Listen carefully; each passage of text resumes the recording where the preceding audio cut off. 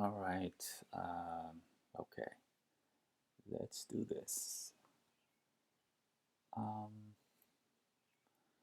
so here's basically just an overview of um, the two types of conditioning that we've covered: classical conditioning with all of its four components, operant conditioning. You see the visuals from both from the slides.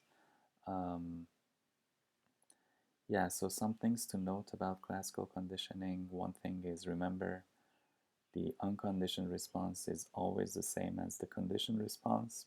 So responses are always the same. Uh, Dog salivating in response to smell of the food, dog salivating in response to ringing the bell. Little Albert uh, being afraid of or getting startled um, in response to a loud, startling sound. Little Albert getting startled in response to seeing fuzzy objects or whatever. Um, and again, for if you want to identify unconditional stimulus, you look at what naturally causes the response: heat, cold, hunger, sickness, smell of food. These are all unconditioned stimulus because they naturally cause a certain type of response. You don't need to teach the person or condition something for a response to take place. Um, and then the conditioned stimulus is what you condition to elicit a certain type of response. So, ringing a bell, startling sound, um, all types of things, anything that is conditioned and now causes a response. Um, all right.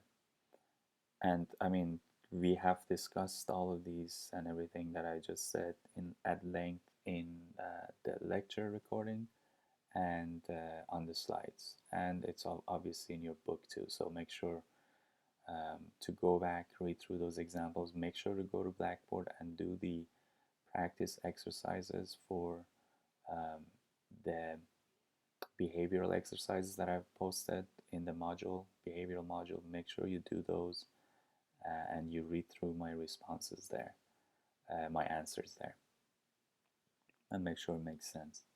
If they don't, if with any of them you have questions in any of those examples, make sure to email me or, yeah, and ask. Okay, operant conditioning. One thing to note here is that, well, we have two main types: reinforcement and punishment. Positive always means you add something, negative is you take something away. So in reinforcement, remember, you are trying to increase a certain behavior or response. And positive reinforcement is when you add something desirable or pleasant to uh, increase the response that you're looking for. Negative reinforcement is when you take something unpleasant away. A good example of that is when you get into your car, if you don't fasten your seatbelt, you hear that sound, the noise, the annoying sound, or you see a light going off or something. So by buckling up, you get rid of that annoying sound. And that's a classic example of negative reinforcement. Um, you take a pill to get rid of a headache. Again, taking a pill is a negative reinforcement. Um, sorry. Positive punishment. This is the same. There's positive ones. Obviously, like if you spank your kid, that's positive punishment. You're adding something unpleasant. Negative punishment is when you take something pleasant, something good away. So if your kid doesn't behave, you take away their iPad privileges for, I don't know, an hour or two. Again, make sure you are clear on um, positive versus negative in both of these uh, types of operant conditioning. Go back to the lecture slides, listen to the lecture recording, And again, in the same exercises that I talked about, you'll see examples of operant conditioning too. All right, let's work through this example. When Jace was 5, he ate pancakes for breakfast every day before getting on the bus for school. One day on the bus, he threw up everywhere. Now he gets nauseous driving past IHOP. So identify the unconditioned conditioned stimulus as well as the unconditioned conditioned response. So the unconditioned stimulus, we don't know what it is, but definitely it wasn't IHOP or it wasn't pancakes themselves. It must have been a bug that either he caught it the day before or maybe it wasn't the pancake, but anyways, pancakes do not make you nauseous or sick. Um, so here the unconditioned stimulus, probably a virus, bacteria, a bug that he got, because that is the reason for that explains the response of throwing up and getting sick. The unconditioned response obviously is getting sick, throwing up. Conditioned stimulus is now anything that reminds him or her of oh, Jace is a guy. Okay, anything that reminds him of pancakes. So IHOP and anything related to pancakes. And again, remember this is a good example of generalization happening. And then the response is the same, thrown up.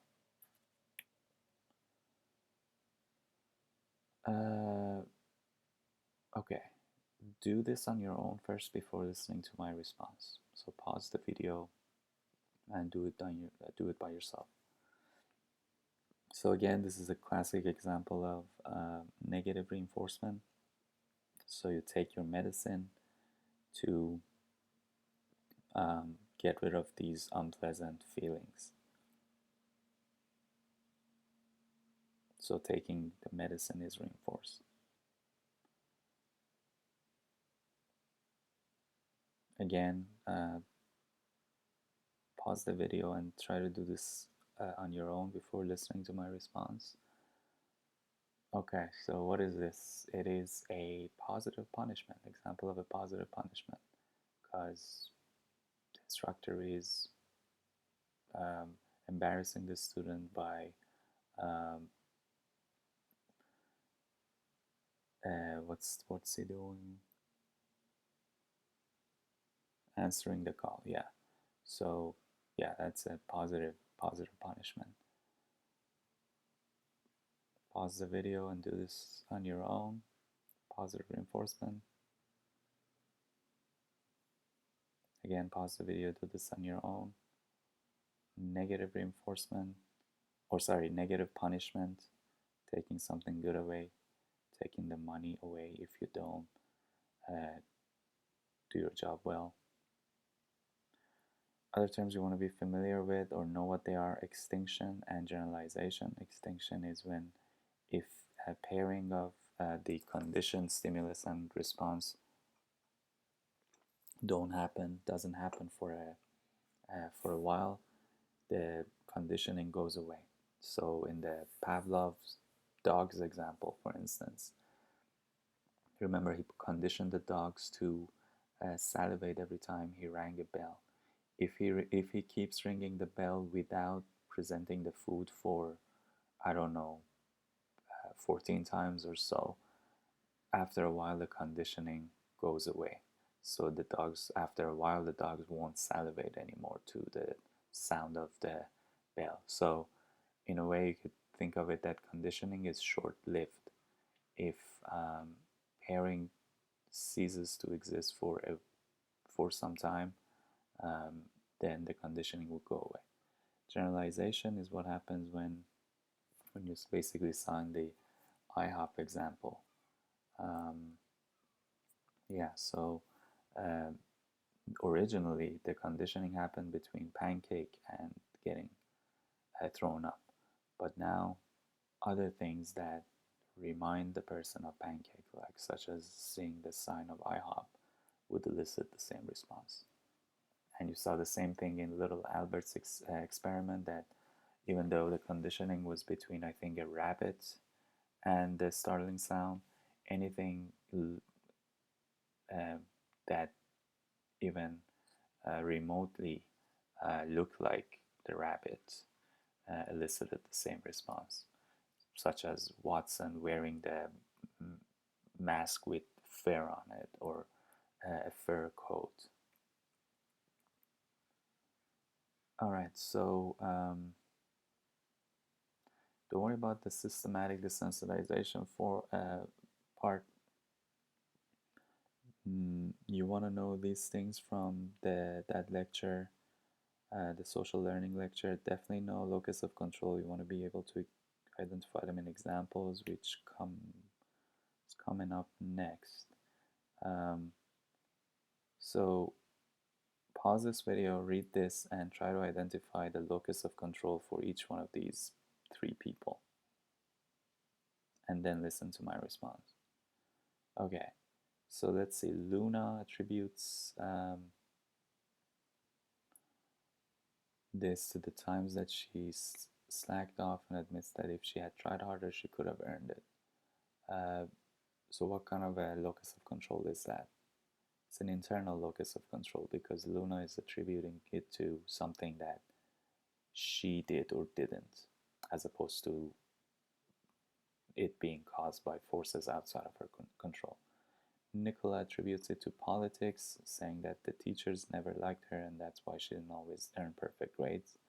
Obviously, an example of external locus of control. So Nicola is blaming others, things outside of himself.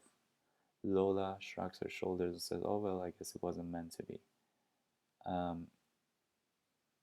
This is again an external locus of control because it's suggesting that basically luck played a role and it wasn't in her control to do well or not to do well. Again, from the social learning theory, self-efficacy, remember it has two parts: outcome expectation, efficacy expectation.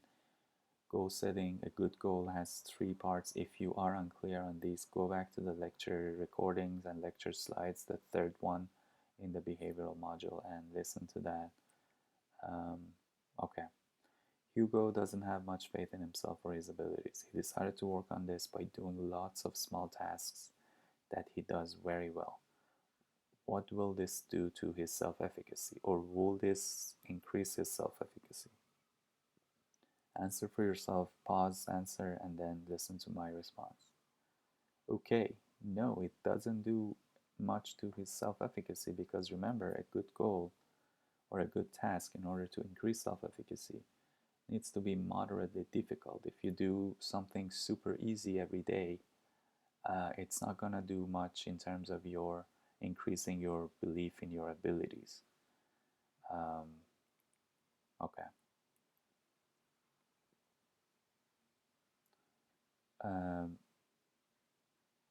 Now we're moving on to the cognitive lecture. Make sure you know what constructive alternativism is. Again, I've described all of these in the lecture recording for in the cognitive module.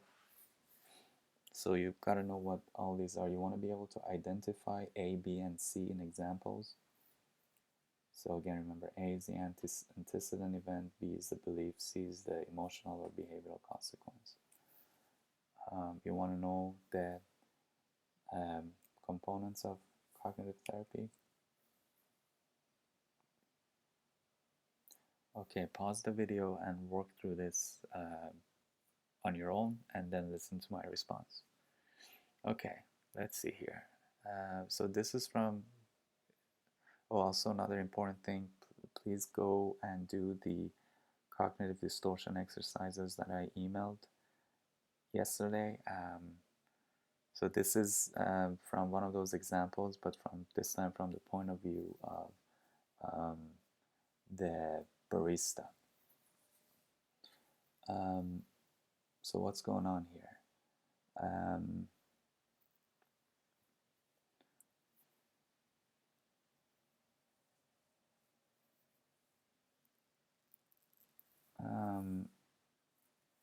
So the antecedent event is barista shifting her weight from one foot to the other.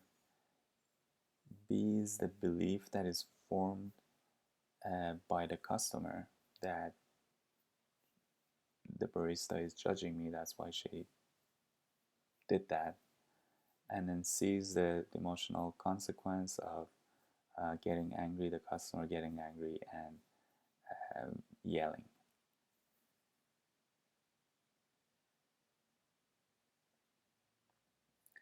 So these are the different types of cognitive distortions that we covered. Again, you want to be able to identify them in examples. A good way of practicing that is to work through the exercises that I sent out yesterday. Again, do them yourself first and then read my go over my answers on the second page. A rebuttal, a good rebuttal. Make sure to know its character, the components of a good rebuttal again in the lecture. So these are some examples of cognitive distortions. Emmerich's mom calls him on his cell and doesn't answer. She immediately pictures him lying dead in a ditch somewhere, like all moms do. Okay, so what is this an example of? Yes, it is an example of catastrophizing or catastrophization. Antonia is in the checkout line on Market Street. There is a small child in front of her looking at her and picking his nose. She thinks, ooh, children are such disgusting little brats. Okay. What is this an example of? Yes, global labeling. If you label all children as disgusting brats, then you would interpret everything that they do through this lens. Levy sits down at his desk and thinks, I should be studying. Again, what is this an example of? Demanding, commanding. Basically, what he's saying is, I always should be doing something related to school, otherwise I'm wasting my time and I'm a failure or I'm not a productive person. All right, hope these helped. Again, make sure to email me with any questions. If you want to ask your questions via Zoom or Skype, I'm also available throughout the weekend. We could schedule the time. Just email me and let me know. All right, good luck studying.